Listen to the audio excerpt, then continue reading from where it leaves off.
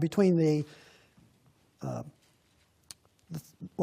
called it the Third Apostolic Ministry, but Paul's travel to Jerusalem and his arrival took place in chapter 21, ended up with his arrest. And from chapter 22 all the way to chapter 28, it's really one section that's all about Paul in Roman custody. The first, in chapters 22 and 23, he'll be in custody by Rome in the city of Jerusalem. In chapters 24, 25, 26, he'll be moved to Caesarea, and then he appeals to Caesar, so he'll be moved in chapter 27, and then finally arrive in chapter 28 in Rome, but all the time still in Roman custody, all the way through the rest of the book. So this last section, I just called it Paul in Roman custody from Jerusalem to Rome. And beginning in this chapter is his custody at Jerusalem. And if you recall, just at the end of chapter 21, when he was arrested and the mob was tearing at him and they have to lift him up and carry him above the people's heads and up to the stairs of the castle, that Paul then, talking Greek to the Roman captain, asked him for permission to speak to the people and got his attention by speaking Greek to him, Roman captain realizing he's not who he thought he was.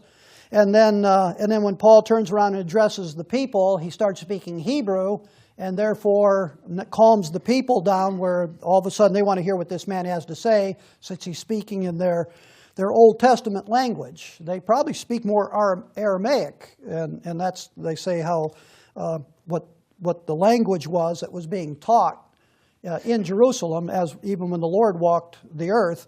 But the proper language of the Hebrew people is naturally Hebrew. And so Paul gets their attention. Now there's what do I got, four things I want you to remember as we go into chapter 22. One is something I told you is important, that I'm just going to keep saying it to you because it seems that other people just ignore it. I've never heard anyone bring it out, and yet I think it's an important part from here on out in the book of Acts. And that is that once Paul is brought into Roman custody, they're trying to figure out exactly what he is supposed to be charged with. Because, there's a mob, they're going to kill Paul, and it's a riotous thing, and so the captain's going to have to give an account of the situation that's going on in Jerusalem. So he goes, rescues Paul out, but he just assumes he's a criminal, because why else would the Jews be so mad at him and yelling away with him? And so when he takes Paul, it said, look, just chapter 21, verse 33. It says, the chief captain came near and took him and commanded him to be bound with two chains, and demanded who he was and what he had done. And some cried one thing and some another among the multitude. And when he could not know the certainty for the tumult, he commanded him to be carried into the castle. So he's under Roman custody. Eventually, they're going to have to charge him with something. And that's a theme that runs through here. Rome does not know what to charge Paul with. So I just remind you that, to keep that in mind, because it shows up in other verses, and if you don't know that's what they have in mind, you could misunderstand those other verses. Paul, as we said, is given a chance now to defend himself. That's what it's going to be called. And when he does, keep in mind that he's defending himself to an angry, confused, we just read the words there that they're saying one thing, some are saying one thing, some another. They're angry, they're confused, they're unbelieving Jews. We said back in chapter 21 when he first arrived, he first presented himself to James, and then there's a believing remnant of Israel there that is questioning what Paul's ministry among the Gentiles is all about. But that's not who he's in the hands of. When the mob starts attacking him, those were Jews of Asia stirring up the unbelieving Jews at Jerusalem.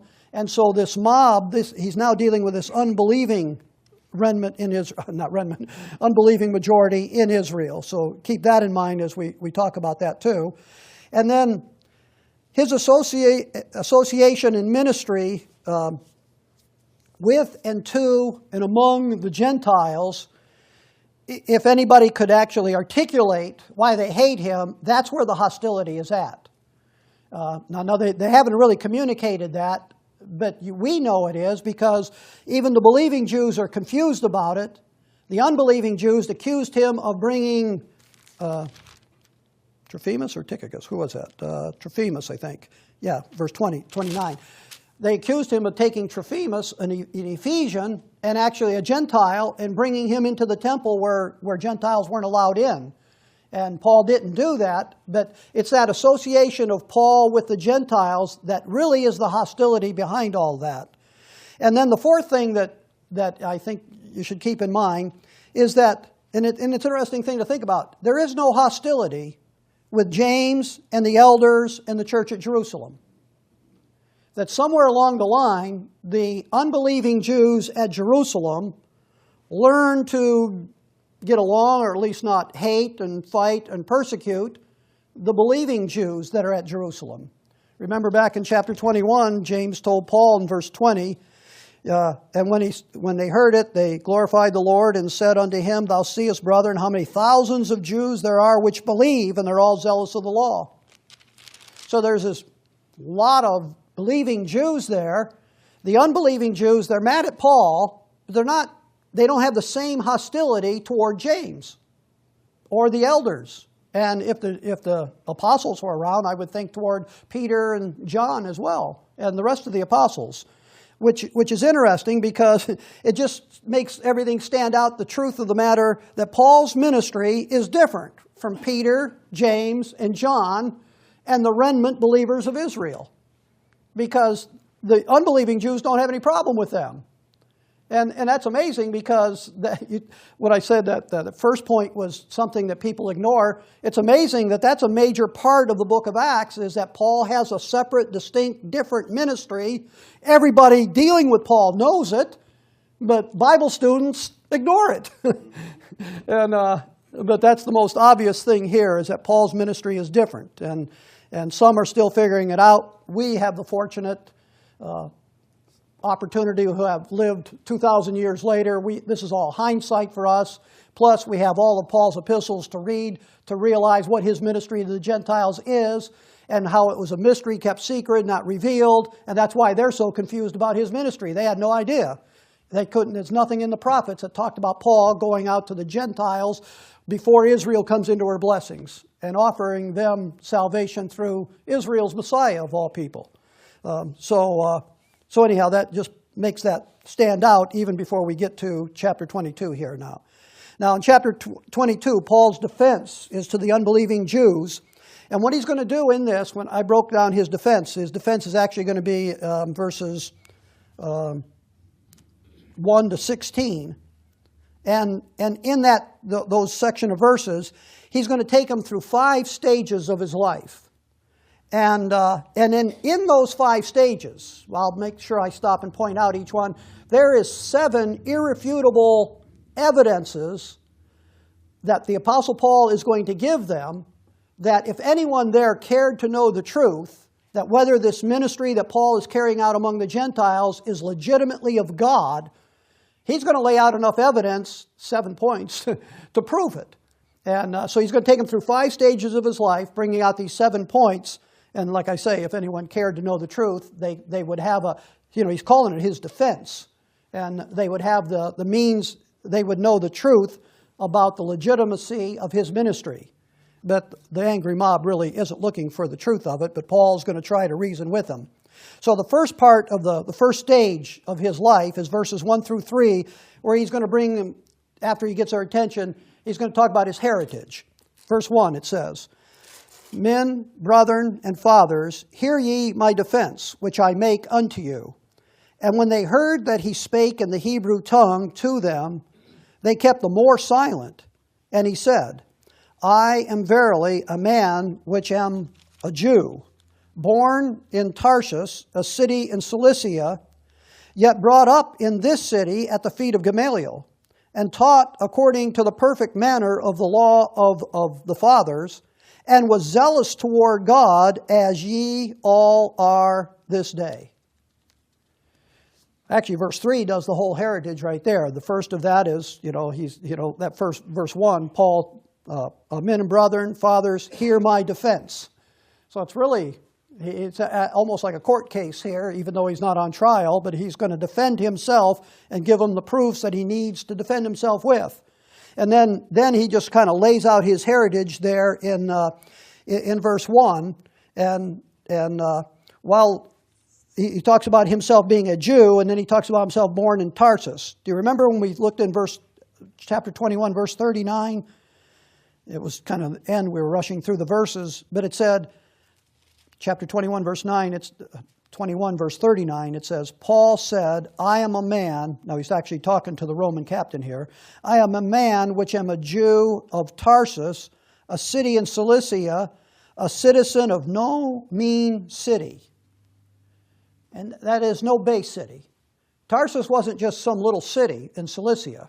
It was a major city in Cilicia. And to my surprise, I told you that in reading, I found out that it was a city of a university city, and that it rivaled, actually, the encyclopedia I read said it excelled in Greek philosophy above Athens and Alexandria. So that, that Paul was in a very cultured city. But when he says he doesn't say that part about no mean city in verse 3 of chapter 22. He just simply says, a Jew born in Tarsus, a city in Cilicia, yet brought up in this city at the feet of Gamaliel. So he doesn't brag about Tarsus. In fact, if Tarsus was a center of education of Greek philosophy, Paul makes it real clear that even though I was in that city, I grew up here in Jerusalem, sitting under the feet of Gamaliel, being instructed in the perfect manner of the law. And so he wasn't, influenced by Greek or by Gentile. His heritage is rooted deep in Israel. In other places, he brags about being of the tribe of Benjamin, a Hebrew of the Hebrew, being a Pharisee. And so he brags about all these connections with Jews that when he says at the end of that verse 3, as ye all are this day, he's identifying with them. And so he brings their attention that, I'm born in Tarsus, but I was brought up in this city, Jerusalem, at the feet of Gamaliel.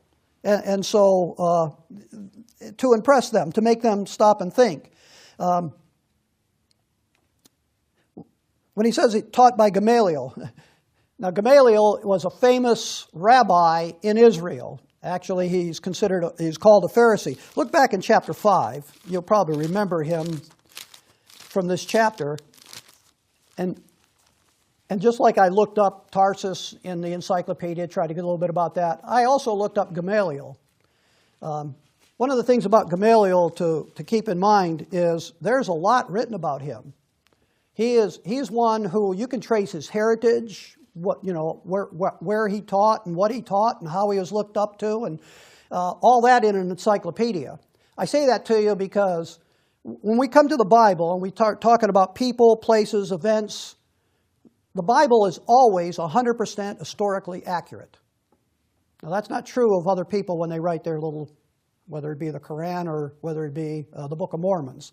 They can't verify any people, places, events historically in those books, because they're just made up stories. In fact, the Quran is just a guy twisting all the Bible to try and make it sound like the Bible. But anyhow, but the Bible's historically accurate. And just like, I say that to you because sometimes maybe you don't really think about the fact that Jesus Christ, if there was no Bible, is still a historical figure that you could read about, and his claims about being Israel's Messiah and the claims of his miracles are all recorded outside the Bible by historians.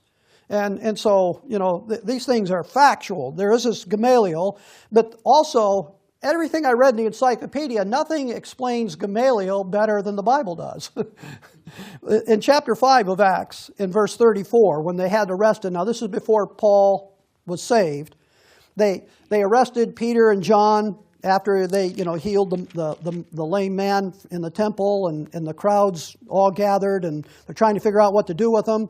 And so they got him under arrest, and verse 34 says, Then stood up one in the council, a Pharisee named Gamaliel, a doctor of the law, had in reputation among all people, and commanded to put the apostles forth a little space. But see all that detail about Gamaliel in that verse? You can read an encyclopedia and learn all about that too, but it said it so quick and right to the point. But you realize, like when it says, had in reputation among all the people, Now think about Paul in chapter 22. He's got the people's attention. He's speaking Hebrew. He said he was born in Tarsus but brought up in that city. So now he's more dedicated to the Jews at the feet of Gamaliel. Well, I don't think anybody could actually be a tutored by a pupil of Gamaliel. But Paul was. And if Gamaliel had in reputation, you better think about this pupil of Gamaliel, Saul of Tarsus, the Apostle Paul, and better hear what he has to say. But anyhow, you see the credentials of Gamaliel in verse 34, and just in case you forgot what he's going to do here, he exercises a lot of wisdom. I wonder if Paul ever had a chance to witness to him the gospel. There's no record. But verse 34 says, and said unto them, so they take the apostles and put them away. Now he's going to speak to the council. And he said unto them, Ye men of Israel, take heed to yourselves what ye intend to do as touching these men.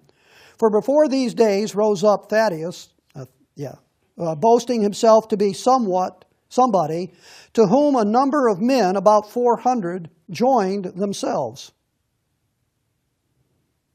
There was 4,000 on that other group on there. It rung a bell there. Who was slain, and all, as many as obeyed him, were scattered and brought to naught.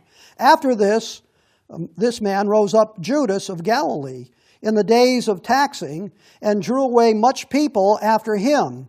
He also perished, and even as many as obeyed him, were dispersed. And now I say unto you, refrain from these men, and let them alone.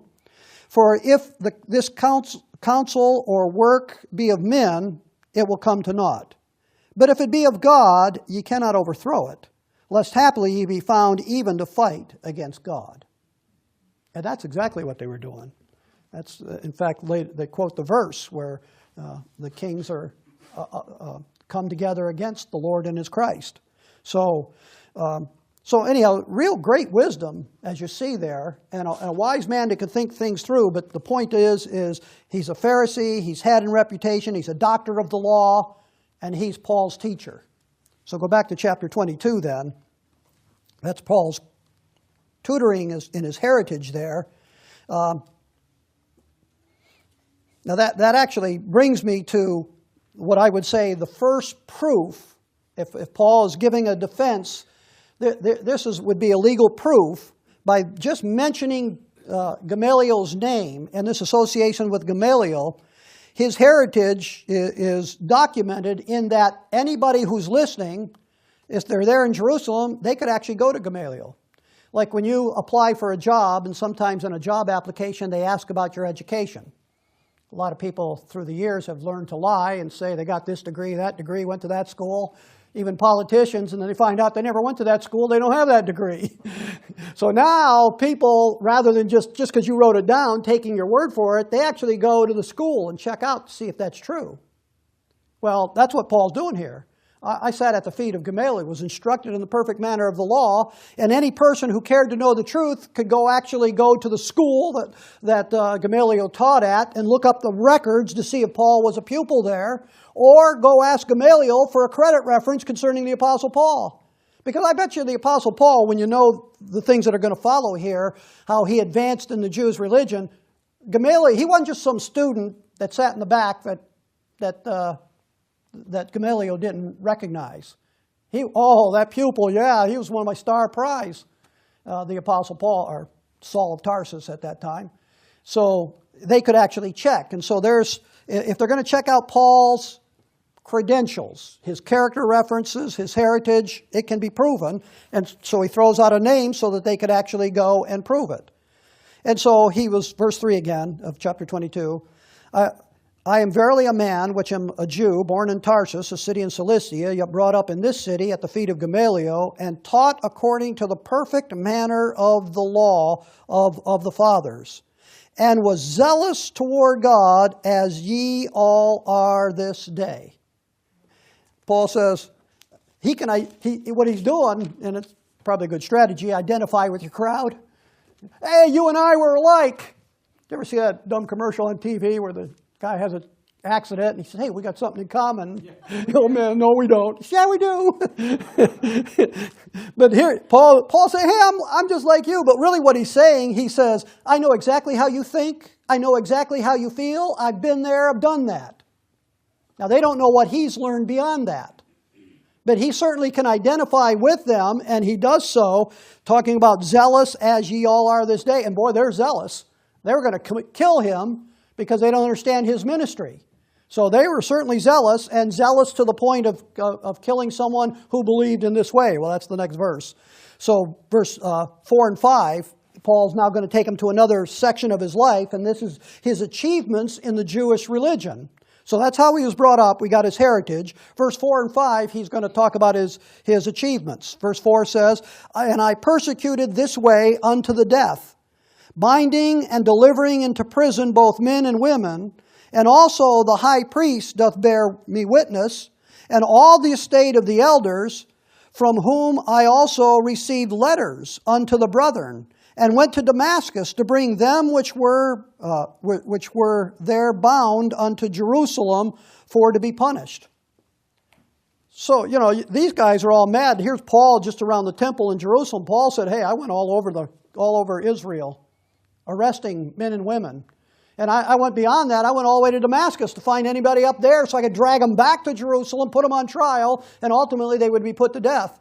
So he was zealous like them, but actually he was more zealous than them. When he talks about his zeal, his achievements here in those verses, he's describing, and turn here because there's another, and hold your place, even when we leave Galatians. Galatians chapter 1. Hold your place there because I'm going to say some things that come back here again. But Paul, when he described in Galatians, and you realize how he's writing to Gentiles when you're in Galatians, in chapter 2, he's identifying with the Jews as a Jew. But here he wants the Gentiles at Galatia to remember the same thing that he hasn't even expressed to the Jews yet, but the Gentile part of his ministry and the unique calling that he has and the gospel that's been given him to preach. He goes back to his heritage, and he says in verse 13 of Galatians 1, for ye have heard of my conversation in time past. Now, the conversation is how he lived, his manner of life. Ye have heard of my conversation in time past in the Jews' religion, how that beyond measure I persecuted the church of God and wasted it, and profited in the Jews' religion above many mine equals in my own nation, being more exceedingly zealous of the traditions of my fathers. So, you see there, he's talking about my father. He's talking to Gentiles, so he relates his past and his association with Israel. But when you're reading it in Acts, he's talking about, there presently, not back when he was in the Jews' religion, how he excelled. But the point is that in chapter 22, verses 4 and 5, when he talks about that he did, he's actually teaching, showing how he actually, if they think they're zealous, he excelled. He's more exceedingly zealous than they were. In the Jews' religion, in the tradition of the fathers. And so, he's expressing that, and those are part of his achievements. Now hold your place in Galatians, but back in chapter 22, he says in that verse 4, I persecuted this way unto the death. Now, this way, that's an interesting thing because exactly what he's on trial for, he's not actually talking about his Gentile ministry. When he says this way, that's a reference to the way of Jesus Christ. John chapter 6 and verse 14, Jesus said, I am the way, the truth, and the life. No man cometh to the Father but by me. Now, like I told you, the unbelieving Jews, the believing Jews are Jews who believe that Jesus is the way. In fact, go look at chapter 9. This is what the incident Paul is describing in chapter 22. Remember, chapter 22 of Acts is Paul's words. Chapter 9 of Acts is Luke's word. Luke telling us historically about this conversion of the Apostle Paul. And when he does that, there'll be other things that we look back here for. But for right now, I just want you to see when Paul was planning to go, what his thinking was. He says in verse 2, and desired of them letters to Damascus, to the synagogue, that if he found any of this way, whether they were men or women, he might bring them bound unto Jerusalem. Well, see again, this way. And we're not talking about the way of grace to the Gentiles. We're just talking about the way of Jesus Christ, through Jesus Christ, to the Father. No man cometh to the Father but by me. The Apostle Paul preached Jesus Christ, and then he added the information of him crucified, but he did preach Jesus Christ and the resurrection, as well as additional information about the crosswork of the Lord Jesus Christ. So at this point, when it says this way, he's referring to the way of Jesus Christ. And interesting, we're looking at that. Look at chapter 18 of Acts. In verse 25. Oh. Stop short. Now this is where Paul's disciples, Aquila and Priscilla, are taking Apollos. And anyhow, it says in verse 24, it says, "And a certain Jew named Apollos, born in Alexandria, an eloquent man, mighty in the Scriptures, came to Ephesus. This man was instructed in the way of the Lord. And being more fervent in the Spirit, he spake and taught diligently the things of the Lord, knowing only the baptism of John." And it says, and he began to speak boldly in the synagogue, whom when Aquila and Priscilla had heard, took him unto them and expounded unto him the way of God more perfectly. So he knows the way of the Lord. In verse 25, instructed in the way of the Lord, and then they're going to add to that his knowledge later on. But there's that way. In fact, more precisely the way that we're talking about, if you go back to chapter 15.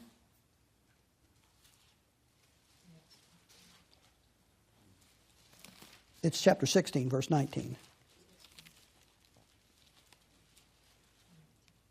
Oh, and this is where the demon-possessed girl was following him.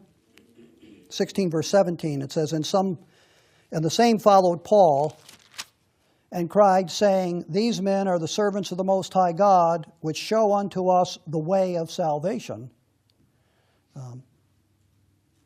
So anyhow, the way that he's talking about is the way of salvation that's through Jesus Christ. Neither is there salvation in any other, for there's none other name under heaven given among men whereby we must be saved.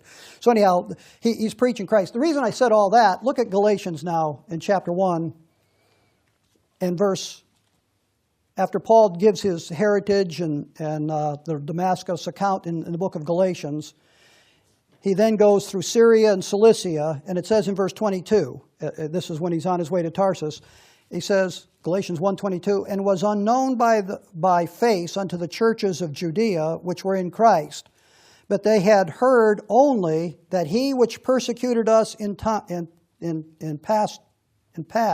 past now preaches the faith which he once destroyed. And I don't know if you've ever been stumped where you're trying to explain, and you're using the book of Galatians to explain to someone that Paul has a unique calling to the Gentiles, and back up in chapter 1, verse 11, Paul says that his revelation he didn't get from men, he got it from Jesus Christ.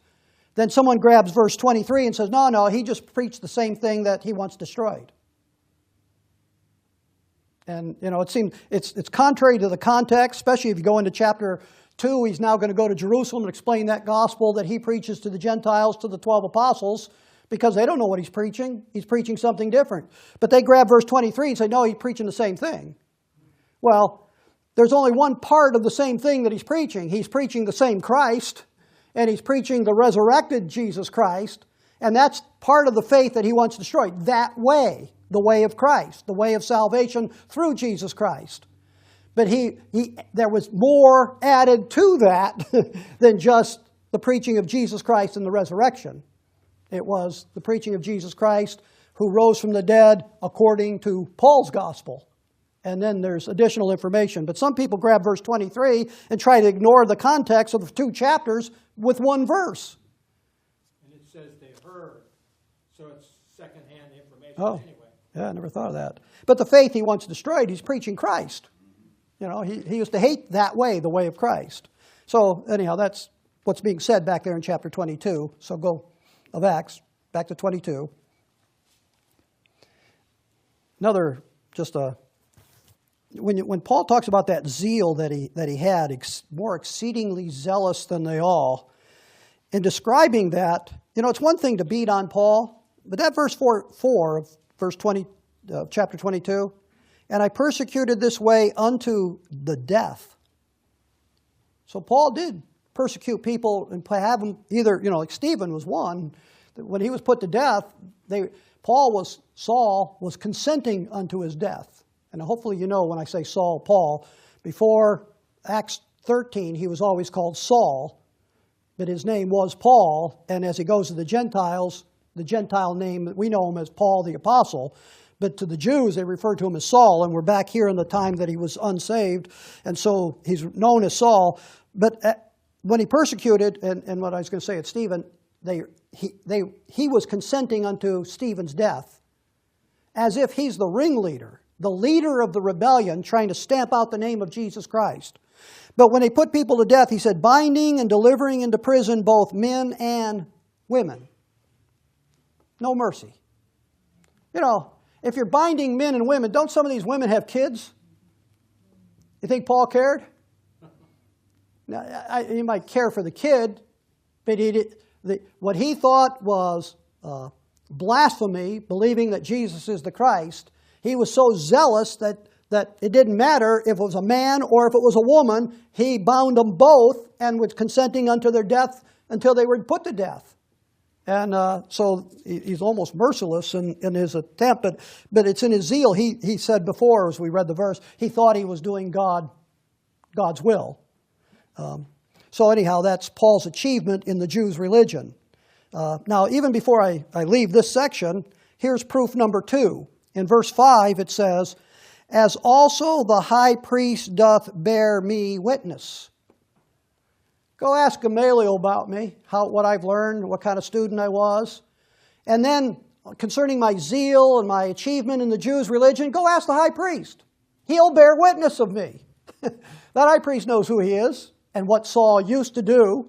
And not just the high priest, proof number 3, and all the estate of the elders. Now, it doesn't just say, and all the elders. When he says all the estate of the elders, we're not just talking about the estate like what they own as far as their house is concerned. Estate meaning stately elders, statesmen of Israel, people that are high social ranking leaders in Israel. That's why they're called elders. That whole phrase, all the state of the elders. Not only the high priest, but even the high leadership of the people of Israel. The governing part of Israel, not the religious part, but the governing part. Them, and then it says not just them, here's proof number 4. It says, from whom also I received letters unto the brethren and went to Damascus to bring them that were there bound unto Jerusalem for to be punished. Well, if the high priest and the elders wrote a letter to give to Paul to go to Damascus so that when he got there, he could present it to the Jewish leadership that's at Damascus, saying, I have this right to arrest any who's believing in Jesus as the Christ, to bring them bound to Jerusalem for back to Jerusalem for trial. He actually had letters, and those letters had signatures of the high priest and all those stately elders. So that proof, you can check out Gamaliel, go ask the high priest, ask those leaders in Israel, and if they deny it, go look for the document. Because there's got to be a copy on record of when I went there, what right I had to arrest Jews and bring them back to Jerusalem. He didn't do that on his own orders. So there's proof again concerning his zeal and his achievements as representative of the Jews' religion. Now, all this, remember, is going to point to the fact that there's something changed. And they can't just overlook this because look at who he is and what he's been through. So that brings us to the next point of his life. And that is the experience that changed his life. And it begins in verse 6 and runs through verse 10. So let me read those verses. It says, and it came to pass that as I made my journey and was come nigh unto Damascus, about noon, suddenly there shone from heaven a great light around me. And I fell unto the ground, and I heard a voice saying unto me, Saul, Saul, why persecutest thou me? And I answered, Who art thou, Lord? And he said unto me, I am Jesus of Nazareth, whom thou persecutest. And they that were with me saw indeed the light, and were afraid. But they heard not the voice of him that spake unto me. And I said, What shall I do, Lord? And the Lord said unto me, Arise and go to Damascus, and there it shall be told thee of all things which are appointed for thee to do. So this is the experience now that's going to change his life. I mean, he's top leader, identifying, just like you guys are, I'm even more exceedingly zealous than you were. I've achieved, go check my credentials. But this event took place. And the event that took place, it starts out, it says, verse 6 again, and it came to pass, as I made my journey and was come nigh unto Damascus. I probably said it back in chapter 9, but that's an important point that Paul always makes. Because if you stop and think about it, and I said, remember coming out of chapter 21, they're getting along with other Jews that believe, but Paul's association with Gentiles, they just can't handle that. Well, when Paul had this experience that changed his life, it was outside the borders of Israel. He's going to Damascus. Damascus is in Syria. And apparently he had whoever ruled that territory allowed the Jews to have that much law and control of their own nation that Paul could even go to Damascus and arrest people and bring them back to Jerusalem bound. But when it says he came nigh unto Damascus, he's now outside of the land of Israel.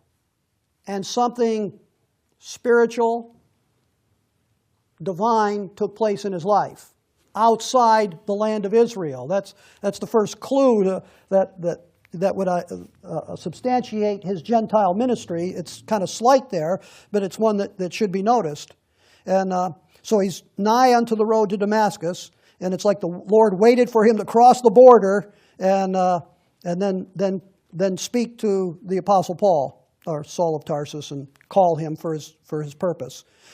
When he was there nigh unto Damascus, he said, it says, about noon. Why the time? Well, high noon.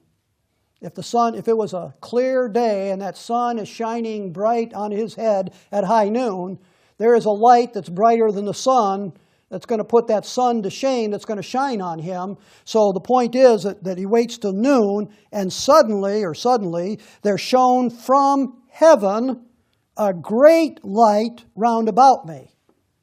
Well, the sunlight is pretty bright, isn't it? But here's a light that's brighter than the sun, and notice the reference there, shined around me. Not just shined from heaven and covered the whole territory, but that light shined from heaven, so that's God doing it, shining a light right on Paul, and it's high noon, but this is not sunlight, this is a brighter than the sunlight. It's God's light. Which takes you back, the Jews, when it talks about light and God, there is some things they know about that. I'm always interested in God.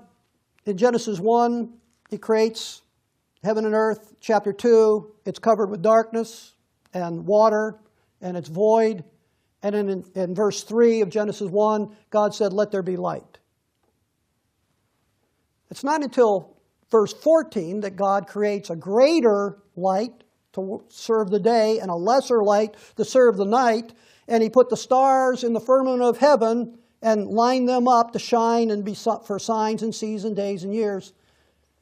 So verse 14, He creates the sunlight to shine on the earth and the moon to bring light on the earth at night and set those stars out there for a proper order and for signs that later show up in the Bible. But what's that light back in verse 3?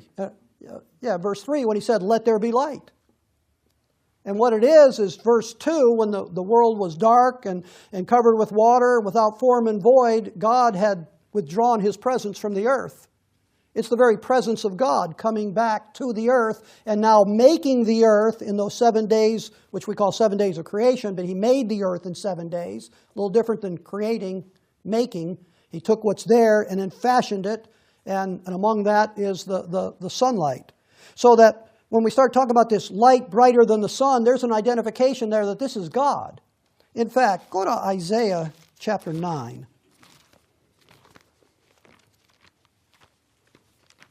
We read this in Sunday school not long ago, and it depends how familiar you are with like the book of Matthew and the early ministry of Jesus Christ, if you can identify this verse.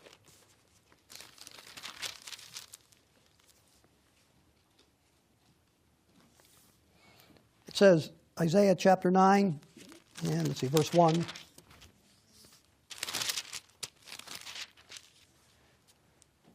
Woe unto them that decree unrighteous decrees, and that write, oh no, that's verse 10, chapter 10, verse 9, chapter 9, verse 1. Nevertheless, the dimness shall not be such as was in her vexation, talking about Israel,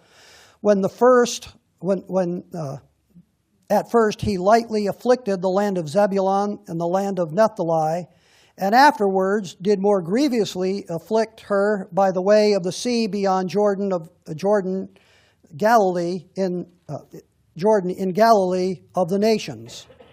The people that walked in darkness have seen a great light, and they that dwell in the land of the shadow of death, upon them hath light shined. So God chastened Israel in the past, first by Assyria coming down, and then he's going to afflict them again at another time, but then they're going to have this great light. That verse 2 is fulfilled in the very first coming of Jesus Christ, because when he began his ministry, he began it in the north, in Nazareth. Remember, that's who Paul's going to ask, "Who are you, Lord?" He's going to say, "Jesus of Nazareth."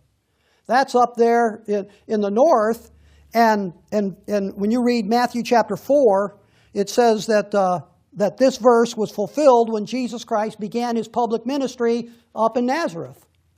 The people that walked in darkness, it says, have seen a great light, and they that dwell in the land of the shadows of death, unto them a light shined. So that Jesus Christ is that light that came to them. And that's who's appearing to the Apostle Paul, that light. Before I leave Isaiah, come over to chapter 60. Isaiah 60.